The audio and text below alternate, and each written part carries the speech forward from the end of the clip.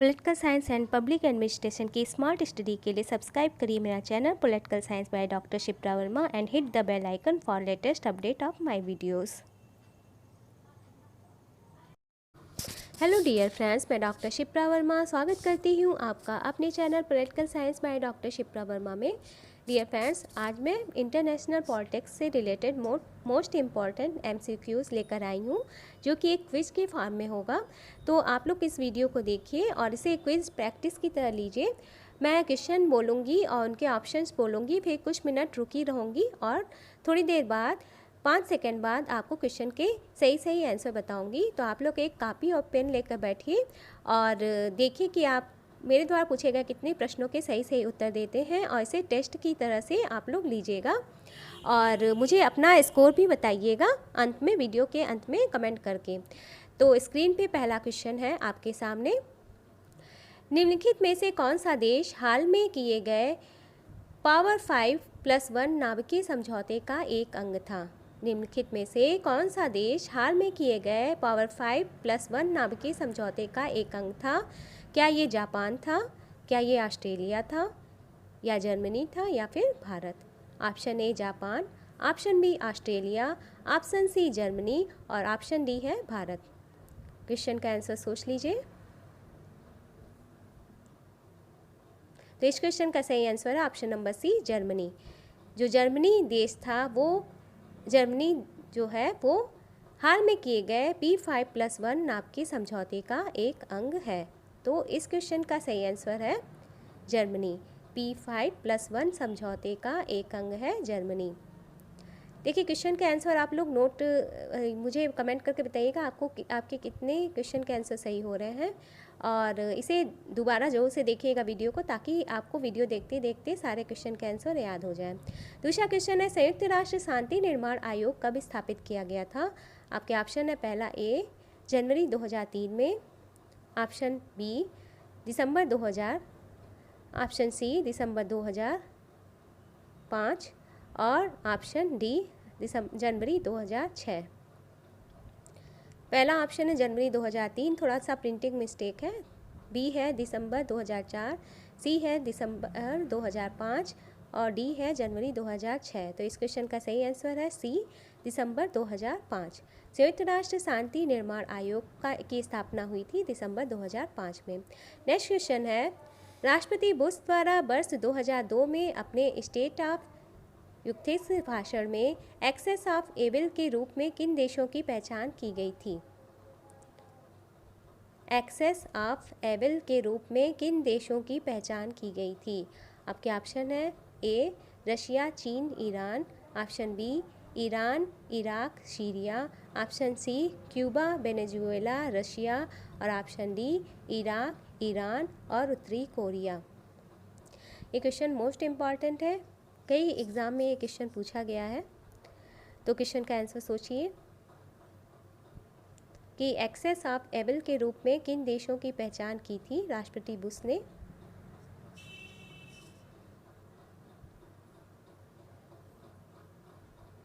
आप लोग मुझे कमेंट करके जोर से बताइएगा। तो इस क्वेश्चन का सही answer option D Iraq, Iran और उत्तर कोरिया की पहचान की थी एक्सेस ऑफ एविल के रूप में। राष्ट्रपति बुश ने इन्हें एक्सेस ऑफ एविल की संज्ञा दी थी इन देशों को। क्वेश्चन नंबर 4 है, क्षेत्रीय पहल के भाग के रूप में भारत ने वर्ष 2004 में क्षेत्रीय पहल के भाग के रूप में भारत ने वर्ष 2004 में टोक्यो समझौते की पहल की। इसके फलस्वरूप किस संगठन का उदय हुआ, उसका नाम बताइए। क्या ये ब्रिक्स है, क्या ये रिकैप है, क्या ये ARF है या क्या ये IORARC है? किस संगठन का उदय हुआ था क्षेत्रीय पहल के भाग के रूप में? जो टोक्यो समझौता हुआ था, टोक्यो समझौते की पहल के परिणाम स्वरूप जो संगठन का उदय हुआ वो है रिकैप, RECAAP। ठीक है। क्वेश्चन नंबर 5 है, भारतीय विदेश नीति को निम्नलिखित में से कौन संघ राज्य सबसे कम प्रभावित करता है? कौन सा राज्य या संघ राज्य सबसे कम प्रभावित करता है? भारतीय विदेश नीति को निम्नलिखित में से कौन सा राज्य या संघ राज्य सबसे कम प्रभावित करता है? आपके ऑप्शन है ए जम्मू कश्मीर, बी पश्चिम बंगाल, सी तमिलनाडु और डी मध्य प्रदेश। क्वेश्चन का आंसर सोच लीजिए।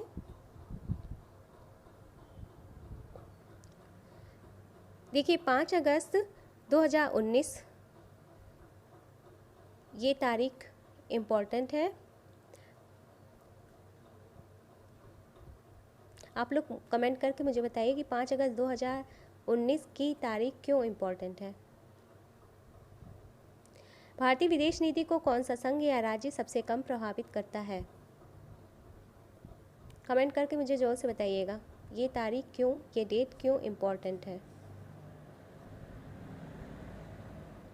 क्वेश्चन का आंसर सोच लीजिए। देखिए आप लोग एक बार इस वीडियो को देखिए और ये वीडियो आप लोग एक बार देखिए और दूसरी बार इस वीडियो का रिवीजन ज़रूर से करिएगा। तो देखते ही देखते आपको इस सारे क्वेश्चन के आंसर याद हो जाएंगे। तो इस क्वेश्चन का सही answer option D Madhya Pradesh, यानी भारतीय विदेश नीति को मध्य प्रदेश राज्य सबसे कम प्रभावित करता है। ठीक है, ये क्वेश्चन का सही आंसर है। मुझे कमेंट करके बताइएगा 5 अगस्त 2019 की डेट क्यों इम्पॉर्टेंट है। ओके, ये सारे क्वेश्चन आप लोग दोबारा जोर से देखिएगा ताकि आप लोग वीडियो देखते ही देखते सारे क्वेश्चन के आंसर याद हो जाएं। इन्हें नोट करने की भी ज़रूरत नहीं है क्योंकि वीडियो मैं इसलिए बनाती हूँ ताकि आप लोग एक बार इन वीडियो को देखिए, आप क्विज के फॉर्म में इन वीडियो को देखिए और फिर दूसरी बात इन्हें रिपीट जोर से करिएगा ताकि क्वेश्चन देखते ही देखते आपको सारे आंसर भी याद हो जाएँ। क्वेश्चन नंबर 6 है, वर्ष 1955 में आयोजित बांडुंग परिषद में निम्नलिखित में से किसके प्रतिनिधियों ने भाग लिया था? 1955 में आयोजित बांडुंग परिषद में किसके प्रतिनिधियों ने भाग लिया था? ऑप्शन ए 22 एशियाई देशों ने, ऑप्शन बी 80 अफ्रीकी एशियाई देशों ने, ऑप्शन सी 26 अफ्रीकी देशों ने, ऑप्शन डी 29 अफ्रीकी एशियाई देशों ने। 1955 में आयोजित बांडुंग परिषद में निम्नलिखित में से किसके प्रतिनिधियों ने भाग लिया था? तो इस क्वेश्चन का सही आंसर है ऑप्शन डी 29 अफ्रीकी एशियाई देशों ने 1955 में आयोजित बांडुंग परिषद में भाग लिया था। क्वेश्चन नंबर 7 है, निम्नलिखित में से कौन सा अभिकथन सत्य है? आपके पहला है भारत ने एनपीटी पर हस्ताक्षर किए, दूसरा है चीन ने एनपीटी पर हस्ताक्षर नहीं किए, तीसरा है भारत और पाकिस्तान ने एनपीटी पर हस्ताक्षर नहीं किए और चौथा है ईरान और नॉर्थ कोरिया ने एनपीटी पर हस्ताक्षर किए। तो सही कूट का चयन करिए। क्या ये कूट 1 और 2 है? Option A. क्या ये कूट 2, 3, 4 है? Option B. क्या यह कूट सी है 3 और 4? और क्या ये कूट डी है 2 और 4? सही कूट का चयन करना है आपको। तो इस क्वेश्चन का सही आंसर ऑप्शन सी 3 और 4, यानी भारत और पाकिस्तान ने एनपीटी पर हस्ताक्षर नहीं किए और ईरान और नॉर्थ कोरिया ने एनपीटी पर हस्ताक्षर किए। तो ये दोनों कथन सत्य हैं और पहला और दूसरा कथन जो है असत्य है। चीन ने एनपीटी पर हस्ताक्षर किए हैं और भारत ने एनपीटी पर हस्ताक्षर नहीं किए हैं। तो इसलिए जो तीसरा और चौथा कथन वो सत्य है और पहला और दूसरा कथन क्या है? गलत है। ठीक है, तीसरा और चौथा कथन सही है। भारत और पाकिस्तान ने एनपीटी पर हस्ताक्षर नहीं किए और ईरान और नॉर्थ कोरिया ने एनपीटी पर हस्ताक्षर किए। क्वेश्चन नंबर 8 है, नरम शक्ति या सॉफ्ट पावर शब्द को गढ़ने के लिए किसे श्रेय दिया जाता है? सॉफ्ट पावर, नरम शक्ति शब्द को गढ़ने के लिए किसे श्रेय दिया जाता है? आपके ऑप्शन है A Joseph Nye, B M Chesterman, C Jasmine Martin और D A G Bellamy. Question का आंसर आप लोग सोचिए और कमेंट करके मुझे ज़रूर से बताइएगा आपको आपके कितने क्वेश्चन के आंसर सही हो रहे हैं। तो नरम शक्ति या सॉफ्ट पावर शब्द को गढ़ा था जोसेफ नाई ने। ऑप्शन ए राइट आंसर है क्वेश्चन नंबर 8 का। नरम शक्ति शब्द को गढ़ा था जोसेफ नाई ने। नेक्स्ट क्वेश्चन है क्वेश्चन नंबर 9, क्यूबा मिसाइल संकट 1962 के समय में यूएनओ के महासचिव कौन थे? क्यूबा मिसाइल संकट 1962 के समय में यूएनए के महासचिव कौन थे? ऑप्शन है डाग हैमरशोल्ड, बी यूथान, सी बुतरस घाली और डी कुर्त बाल्दहिम। क्वेश्चन का आंसर सोचिए। क्यूबा मिसाइल संकट 1962 के समय यूएनओ के महासचिव कौन थे? तो इस क्वेश्चन का सही आंसर ऑप्शन बी यूथान। क्यूबा मिसाइल संकट 1962 के समय यूएनए के महासचिव थे यूथान। आप लोग मुझे कमेंट करके बताइएगा कि यूथान यूएनओ के किस नंबर के महासचिव थे।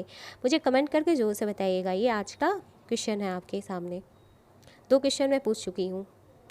नेक्स्ट क्वेश्चन है, संपूर्ण यूरोप पर एक लौह आवरण छा गया है, यह वाक्यांश किससे संबंधित है? आपके ऑप्शन है ए ट्रूमैन सिद्धांत का, ऑप्शन बी मार्शल योजना का, ऑप्शन सी फुल्टन भाषण का और ऑप्शन डी आइजनहावर सिद्धांत का। संपूर्ण यूरोप पर एक लौह आवरण छा गया है, यह वाक्यांश किस सिद्धांत से संबंधित है? संपूर्ण यूरोप पर एक लौह आवरण छा गया है, यह वाक्यांश किससे संबंधित है? ट्रूमैन सिद्धांत से, मार्शल योजना से, फुल्टन भाषण से या फिर आइजनहावर सिद्धांत से।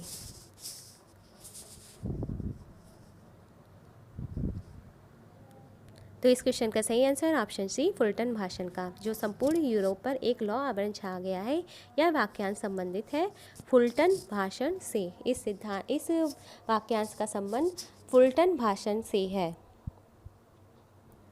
संपूर्ण यूरोप पर एक लौह आवरण छा गया है, यह वाक्यांश संबंधित है फुल्टन भाषण से। ये जो जितनी भी क्वेश्चन की प्रैक्टिस मैं करवा रही हूँ, ये मोस्ट इम्पॉर्टेंट है। तो आप लोग इन सारे क्वेश्चन को ज़रूर से रिपीट करिएगा, रिवाइज करिएगा फिर से। 5/5/1946 को फुल्टन भाषण दिया गया था, जिसमें ये कहा गया था कि संपूर्ण यूरोप पर एक लौह आवरण छा गया है। तो ये वाक्यांश फुल्टन भाषण से संबंधित है। ये सारे क्वेश्चन मोस्ट इम्पॉर्टेंट है, तो इन्हें हल्के में मत लीजिएगा, दोबारा रिवीजन ज़रूर से करिएगा। नेक्स्ट क्वेश्चन है, कैंप डेविड समझौता निम्नलिखित में से किन देशों के बीच हुआ था?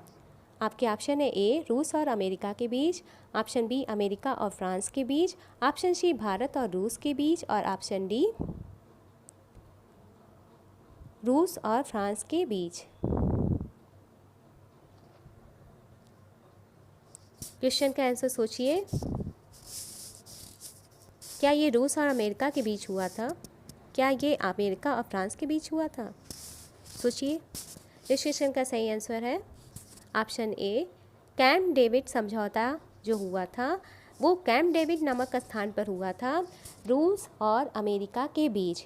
तो क्वेश्चन नंबर 11 का जो सही आंसर है वो है रूस और अमेरिका के बीच जो स्थान है कैंप डेविड नामक स्थान पर समझौता हुआ था रूस और अमेरिका के बीच। ठीक है, कैंप डेविड समझौता रूस और अमेरिका के बीच हुआ था कैंप डेविड नामक स्थान पर 16 मई 1960 को। स्थान कौन सा था? Camp David. तो इस क्वेश्चन का सही आंसर है ऑप्शन ए।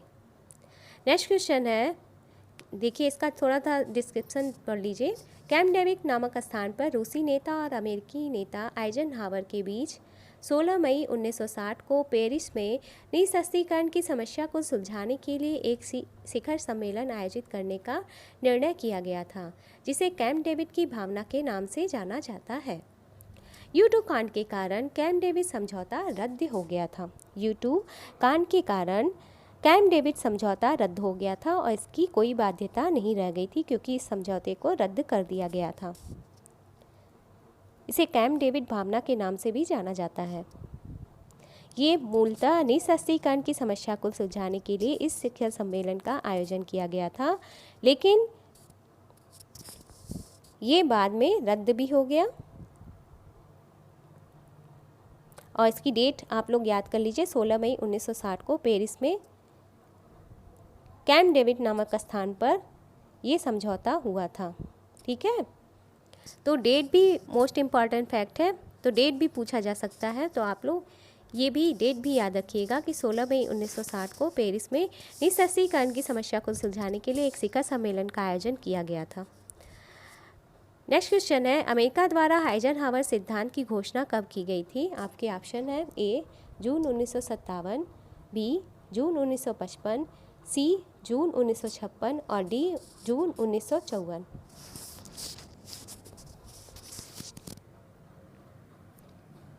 क्वेश्चन का आंसर सोचिए, कमेंट करके मुझे ज़रूर से बताइएगा कि आपके कितने क्वेश्चन के आंसर सही हो रहे हैं।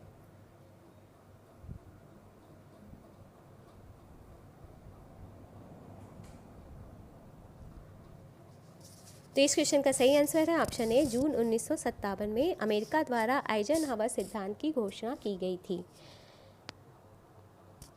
इस क्वेश्चन का सही आंसर है ऑप्शन ए। नेक्स्ट क्वेश्चन है 13वां, सेंटो की स्थापना कब हुई थी? सेंटो की स्थापना कब हुई थी? आपके ऑप्शन है ए 1949, बी 1954, सी 1955 और डी 1968। सेंटो की स्थापना कब हुई थी?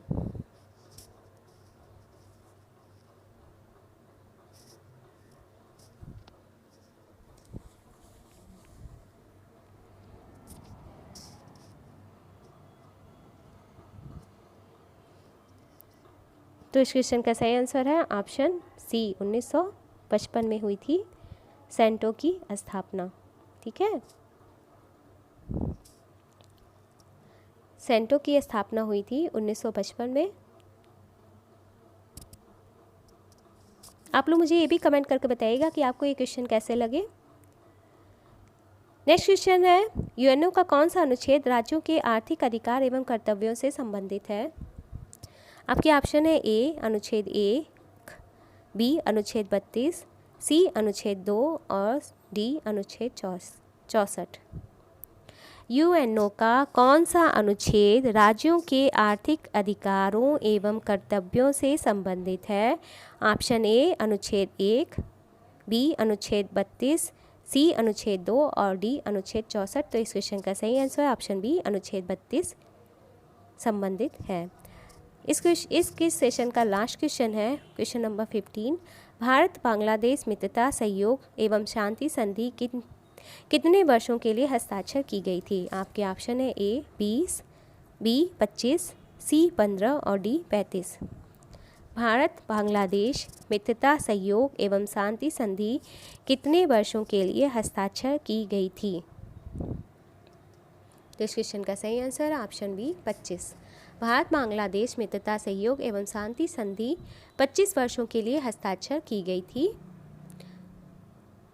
ठीक है, 19 मार्च 1972 को इस सहयोग एवं शांति संधि पर हस्ताक्षर किए गए थे। तो 25 वर्षों के लिए इसकी अवधि क्या थी? 25 वर्ष। तो ये सारे फैक्ट्स आप लोग ध्यान रखिएगा क्योंकि ये मोस्ट इम्पॉर्टेंट फैक्ट्स हैं जो मैं आपको बता रही हूँ। और 9 अगस्त 1971 को जो भारत और बांग्लादेश है, रूस भारत जो है समझौता हुआ था 9 अगस्त 1971 को, और 25 देशों ने 25 वर्षों के लिए हस्ताक्षर किए थे। भारत बांग्ला मित्रता सहयोग एवं शांति संधि पर जो हस्ताक्षर हुए थे वो 25 वर्षों के लिए हुए थे और ये समझौता हुआ था, संधि हुई थी 19 मार्च 1972 को। ठीक है, तो ये सारे क्वेश्चन आपको कैसे लग रहे हैं और ये क्विज सेशन आपको कैसा लग रहा है? और इस क्विज सेशन के पॉजिटिव रिस्पांस पर इसी तरह के अन्य क्विज सेशन भी आएंगे। तो अगर इस क्विज सेशन पे व्यूज़ आएंगे, ये क्विज सेशन अधिक से अधिक शेयर होगा और मुझे इस पे पॉजिटिव रिस्पांस मिलेगा, तो इसी तरह के अन्य क्विज सेशन भी आपको ज़रूर से मिलेंगे देखने को। और एक बार इन सारे क्वेश्चन को आप लोग देख लीजिए क्विज के फॉर्म में और फिर दूसरी बार इनका रिवीजन ज़रूर से करिएगा क्योंकि ये जो क्वेश्चन मैं आपके सामने लेकर आ रही हूँ ये सारे क्वेश्चन मोस्ट इम्पॉर्टेंट हैं और दोबारा इस क्विज का रिवीजन ज़रूर से करिएगा। और अगर आपको क्विज सेशन पसंद आ रहा है तो इसे ज़्यादा से ज़्यादा लाइक करिएगा, और क्योंकि आपके लाइक करने से मुझे मोटिवेशन मिलता है और आप जब इन वीडियोस को लाइक करते हैं तो मुझे प्रेरणा मिलती है कि मैं इसी तरह से अन्य वीडियोस भी आपको दूं। इन क्विज सेशन को अधिक से अधिक शेयर भी करिएगा क्योंकि आपके द्वारा शेयर किए जाने से ही ये वीडियोस अधिक से अधिक नीडफुल स्टूडेंट्स तक पहुंच सकते हैं। अगर आप मेरे चैनल पर नए आए हैं तो प्लीज़ सब्सक्राइब द चैनल और बेल के आइकन पर प्रेस कर दीजिएगा, उसकी सेटिंग आल की सेटिंग पे उसे सेट कर दीजिएगा। और इसी तरह के अन्य क्विज सेशन के साथ आप